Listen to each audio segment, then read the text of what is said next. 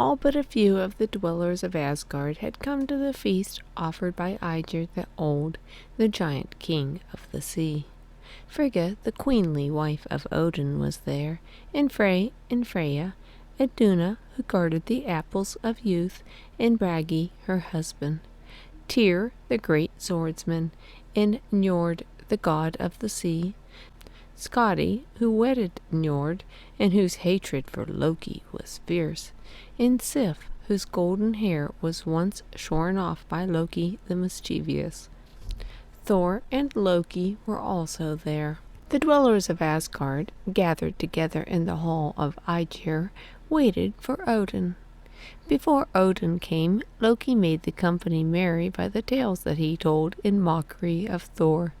Loki long since had had his lips unloosed from the thong that the dwarf Brock had sewn them with, and Thor had forgotten the wrong that he had done to Sif. Loki had been with Thor in his wanderings through Jotunheim, and about these wanderings he now told the mocking tales. He told how he had seen Thor in his chariot of brass, drawn by 2 goats, go across Bifrost, the rainbow bridge. None of the Aesir or the Vanir knew on what adventure Thor was bent, but Loki followed him, and Thor kept him in his company. As they traveled on in the brass chariot drawn by the 2 goats, Thor told Loki of the adventure on which he was bent. He would go to Jotunheim, even into Utgard, the giant city, and he would try his strength against the giants. He was not afraid of aught that might happen, for he carried Mjolnir his hammer with him. Their way was through Midgard, the world of men. Once, as they were traveling on, night came upon them as they were hungry and in need of shelter. They saw a peasant's hut, and they drove the chariot towards it, unyoking the goats and leaving them standing in a hollow beside the chariot. The 2, not looking like dwellers in Asgard, but like men traveling through the country, knocked at the door of the hut and asked for food and shelter. They could have shelter, the peasant and his wife told them, but they could not have food. There was very little in that place, and what little they had been eaten for supper. The peasant showed them inside the hut. It was poor and bare, and there was nothing there to give anyone. In the morning, the peasant said, he would then go down to the river and catch some fish for a meal. "We can't wait until morning. We must eat now," said Thor, "and I think I can provide a good meal for all of us." He went over to where his goats stood in the hollow beside the chariot of brass, and striking them with his hammer, he left them lifeless on the ground. He skinned the goats, and taking up the bones very carefully, he laid them down on the skins. Skins and bones he lifted up, and bringing them into the house, he left them in a hole above the peasant's fireplace. "No one," said he in a commanding voice, "must touch the bones that I leave here." Then he brought the meat into the house. Soon it was cooked and laid smoking on the table. The peasant and his wife and his son sat round the board with Thor and Loki. They had not eaten plentifully for many days, and now the man and the woman fed themselves quite well. Thialfi was the name of the peasant's son. He was a growing boy and had an appetite that had not been satisfied for a long time. While the meat was on the table, his father and mother had kept him busy, going here and there, carrying water, putting wood on the fire, and holding a blazing stick so that those at the table might see to eat. There was not much left for him when he was finally able to sit down, for Thor and Loki had great appetites, and the lad's father and mother had eaten to make up for their days of want. So Thialfi got little out of that plentiful feast. When the meal was finished, they lay down on the benches. Thor, because he had made a long journey that day, slept very soundly. Thialfi lay down on a bench too, But his thoughts were still upon the food. When all were asleep, he thought, he would take one of the bones that were in the skins above him and break it and gnaw on it. So, in the dead of the night, the lad stood up on the bench and took down the goatskins that Thor had left so carefully there. He took out a bone, broke it, and gnawed on it for the marrow. Loki was awake and saw him do this, but he, relishing mischief as much as ever, did nothing to stop the lad. He put the bone he had broken back into the skins, and he left the skins back in the hole above the fireplace. Then he went to sleep on the bench. In the morning, as soon as they were up, the first thing Thor did was to take the skins out of the hole. He carried them carefully out to the hollow where he had left the goats standing. He put each goatskin down with the bones in it. He struck each with his hammer, and the goats sprang up alive, horns and hoofs and all. But one was not as it had been before. He limped badly. Thor examined the leg and found out that one bone was broken.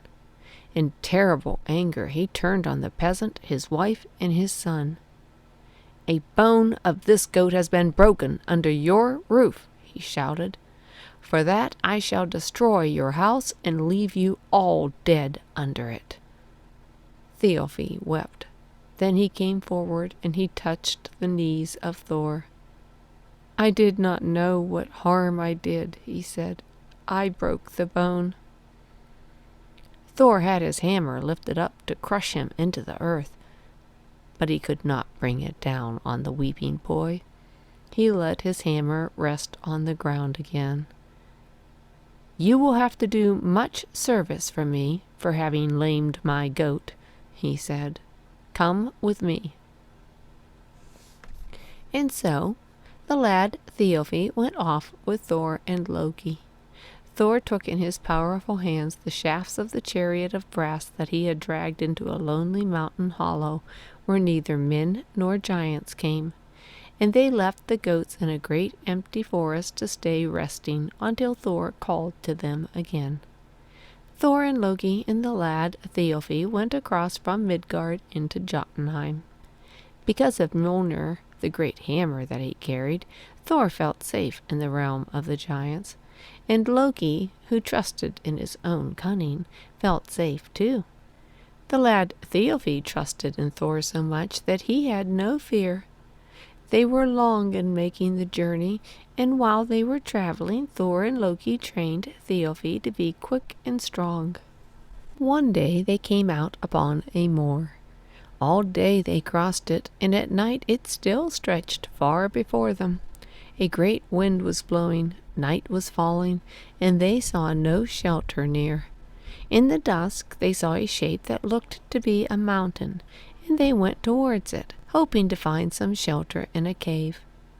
Then Loki saw a lower shape that looked as if it might be a shelter. They walked round it, Loki and Thor and the lad Thialfi. It was a house, but a house most oddly shaped. The entrance was a long, wide hall that had no doorway. When they entered this hall, they found 5 long and narrow chambers running off it. "It is an odd place, but it is the best shelter we can get," Loki said. "You and I, Thor, will take the 2 longest rooms, and the lad Thialfi can take one of the little rooms." They entered their chambers and they lay down to sleep. But from the mountain outside there came a noise that was like moaning forest and falling cataracts. The chamber where each one slept was shaken by the noise. Neither Thor nor Loki nor the lad Thialfi slept at all that night. In the morning they left the 5-chambered house and turned their faces toward the mountain. It was not a mountain at all, but a giant. He was lying on the ground when they saw him, but just then he rolled over and sat up. little men, he shouted to them. "Have you passed a glove of mine on your way?" He stood up and looked all around. "Ho, now I see my glove," he said. Thor and Loki and the lad Thialfi stood still as the giant came towards them. He leaned over and picked up the 5-roomed shelter that they had slept in. He put it on his hand. It was really his glove. Thor gripped his hammer, and Loki and the lad Thialfi stood behind him. But the giant seemed good-humored enough. "Where might ye be bound for, little men?" said he. "To Utgard and Jotunheim," Thor replied boldly. "Oh, that place," said the giant. "Come then, I shall go with you so far. You can call me Skrymir." "Can you give us breakfast?" said Thor. He spoke crossly, for he did not want it to appear that there was any reason to be afraid of the giant. "I can give you breakfast," said Skrymir, "but I don't want to stop to eat now. We'll sit down as soon as I have an appetite. Come along now. Here's my wallet to carry. It has my provisions in it." He gave Thor his wallet. Thor put it on his back and put Thialfi sitting upon it. On and on the giant strode, and Thor and Loki were barely able to keep up with him. It was midday before he showed any signs of halting to take breakfast. They came to an enormous tree. Under it, Skrymir sat down.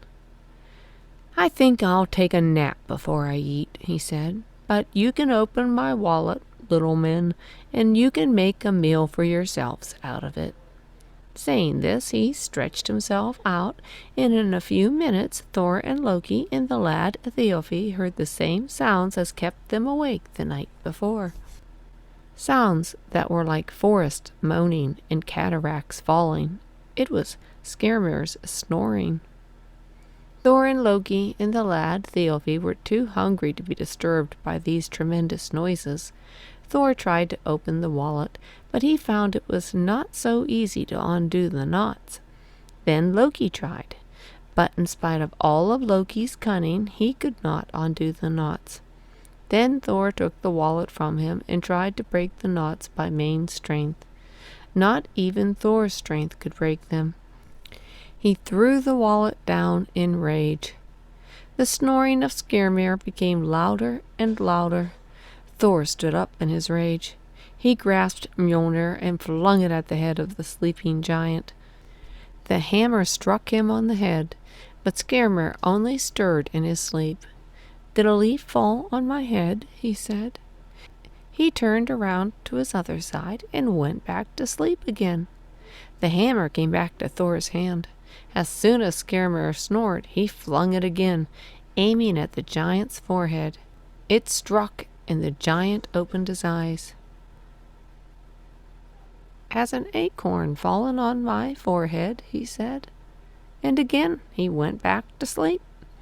But now Thor, terribly angered, stood over the giant's head with the hammer held in his hands. He struck him on the forehead. It was the greatest blow that Thor had ever dealt. "Oh, there must be a bird pecking at my forehead. There is just no way to sleep here," said Skrymir, sitting up. "And you, little men, did you have your breakfast yet? Toss my wallet over to me, and I'll give you some provisions." The lad Thialfi brought him the wallet. Skrymir opened it, took out provisions, and gave a share to Thor and Loki and the lad Thialfi. Thor would not take provisions from him, but Loki and the lad Thialfi took it and ate. The lad Thialfi brought him the wallet. Skrymir opened it, took out provisions, and gave some to Thor and Loki and the lad Thialfi. Thor would not take provisions from him, but Loki and the lad Thialfi took it and ate. When the meal was finished, Skrymir rose up and said, "Time for us to be going towards Utgard." As they went on their way, Skrymir talked to Loki. "I always feel so small when I go into Utgard. You see, I'm such a small and weak fellow, and the folk who live there are so big and powerful. But you and your friends will be welcomed in Utgard. They will be sure to make nice little pets of you." And then he left them, and they went into Utgard, the city of the giants. Giants were going up and down the streets. Loki noticed that they were not so huge as Skirmir would have had them believe. Utgard was the Asgard of the giants, but in its buildings there was none of the beauty that there was in the palaces of the gods, Gladsheim and Breidablik and Fensalir. Huge but shapeless the buildings arose, like mountains or icebergs. Oh, beautiful Asgard with the dome above it of the deepest blue. Asgard with the clouds around it heaped up like mountains of diamonds. Asgard with its rainbow bridge and its glittering gates. Oh, beautiful Asgard! Could it be indeed that these giants would one day overthrow you? Thor and Loki and the lad Thialfi went to the palace of the king. The hammer that Thor gripped would, they knew, make them safe even there. They passed between rows of giant guards and came to the king's seat. "We know you, Thor and Loki," said the giant king, "and we know that Thor has come to Utgard to try his strength against the giants. We shall have a contest tomorrow. Today there are sports for our boys. If your young servant would like to try his swiftness against our youths, let him enter a race today." Now Thialfi was the best runner in Midgard, and all the time he had been with them, Loki and Thor had trained him in quickness, and so Thialfi was not afraid of racing against the giant youths. The king called on one named Hugi and placed him against Thialfi. The pair started together. Thialfi sped off. Loki and Thor watched the race anxiously, for they thought it would be well for them if they had a triumph over the dwellers in Utgard in the very first contest. But then they saw Hugi leave Thialfi behind. They saw the giant youth reach the winning post, circle round it, and come back to the starting place before Thialfi had reached the end of the course. Thialfi, who did not know how it was that he had been beaten, asked that he be let run the race with Hugi again. The pair started off once more, and this time it did not seem to Thor and Loki that Hugi had left the starting place at all. He was back there almost as soon as the race started. They came back from the racing ground to the palace. The giant king and his friends and Thor and Loki sat down at the supper table. "Tomorrow," said the king, "we shall have our great contest when Asa Thor will show us his power. Have you of Asgard ever heard of one who would enter a contest in eating? We might have a contest in eating at this supper, if we could get one who could match himself with Loki here. He can eat more than anyone in Jotunheim." "And I," said Loki, "can eat more than any two in Jotunheim. I will match myself against your Loki." "Good," said the giant king. And all the giants present said, "Good, this will be a sight worth seeing." Then they put scores of plates along one side of the table, each place filled with meat. Loki began at one end and Logi at the other. They began to eat, moving towards each other as each cleared a plate. Plate after plate was emptied, and Thor, standing by with the giants, was amazed to see how much Loki ate. But Logi, on the other side, was leaving plate after plate emptied. At last the two stood together with scores of plates on each side of them. "He has not defeated me," cried Loki. "I have cleared as many plates as your champion, O king of the giants." "But you have not cleared them so well," said the king. "Loki has eaten all the meat that was upon them," said Thor. "But Logi has eaten the bones as well as the meat," said the giant. "Look, see if it is not so." Thor went to the plates. Where Loki had eaten, the bones were left on the plates. Where Logi had eaten, nothing was left. Bones as well as meat were consumed, and all the plates were left bare. "We are beaten," said Thor to Loki. "Tomorrow, Thor," said Loki.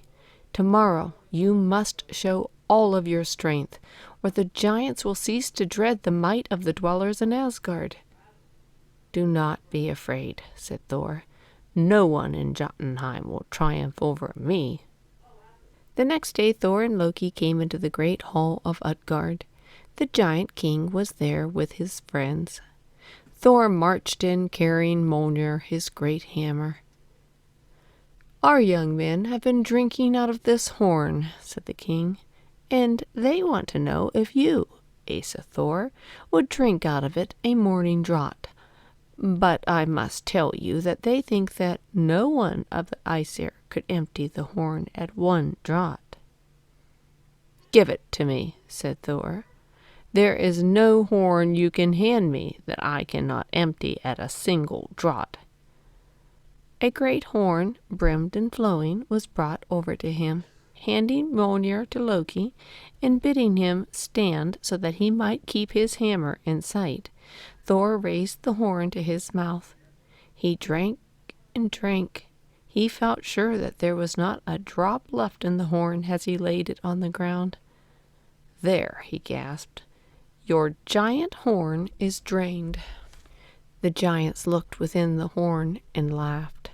"Drained, Asa Thor?" said the giant king. "Look into it again. You have hardly drunk below the brim." And Thor looked into it, and he saw the horn was not even half emptied. In a mighty rage he lifted it again to his lips. He drank and drank and drank. Then, satisfied that he had emptied it to the bottom, he left the horn on the ground and walked over to the other side of the hall. "Thor thinks he has drained the horn," said one of the giants, lifting it up. "But look, friends, look what remains in it." Thor strode back and looked again into the horn. It was still half filled. He turned round to see that all the giants were laughing at him. Asa Thor, said the giant king. "We know not how you are going to deal with us in the next feat, but you certainly are not able to drink against the giants." Thor answered, "I can lift up and set down any being in your hall." As he said this, a great iron-colored cat bounded into the hall and stood before Thor, her back arched and her fur bristling. "Then lift the cat up off the ground," said the giant king. Thor strode to the cat, determined to lift her up and fling her among the mocking giants. He put his hands on the cat, but he could not raise her. Up, up went Thor's arms, up as high as they could go. The cat's arched back went up to the roof, but her feet were never taken off the ground. And as he heaved and heaved with all his might, he heard the laughter of the giants all around him. He turned away, his eyes flaming with anger. "I do not like to lift cats," he said. "Bring me one to wrestle with, and I swear you shall see me overthrow him." "Here is one for you to wrestle with, Asa Thor," said the king. Thor looked round and saw an old woman hobbling towards him. She was bleary-eyed and toothless. "This is Ellie, my ancient nurse," said the giant king. "She is the one we would have you wrestle with." "Thor does not wrestle with old women. I will lay my hands on your tallest giant instead." "Ellie has come where you are," said the giant king. "Now it is she who will lay hands upon you." The old woman hobbled towards Thor, her eyes gleaming under the falling fringes of gray hair. Thor stood unable to move as the hag came towards him. She laid her hands upon his arm. Her feet began to trip at his. He tried to cast her from him. Then he found that her feet and her hands were as strong against his as bands of iron. Then began a wrestling match in earnest between Thor and the ancient crone Ellie. Round and round the hall they wrestled, and Thor was not able to bend the old woman backward nor sideways. Instead, he became less and less able under her terrible grasp. She forced him down, down, and at last he could only save himself from being left prone on the ground by throwing himself down on one knee and holding the hag by the shoulders. She tried to force him down on the ground, but she could not do that. Then she broke from him, hobbled to the door, and went out of the hall. Thor rose up and took the hammer from Loki's hands. Without a word he went out of the hall and along the ways and towards the gate of the giant's city. He spoke no word to Loki nor to the lad Thialfi, who went with them for the 7 weeks that they had journeyed through Jotunheim.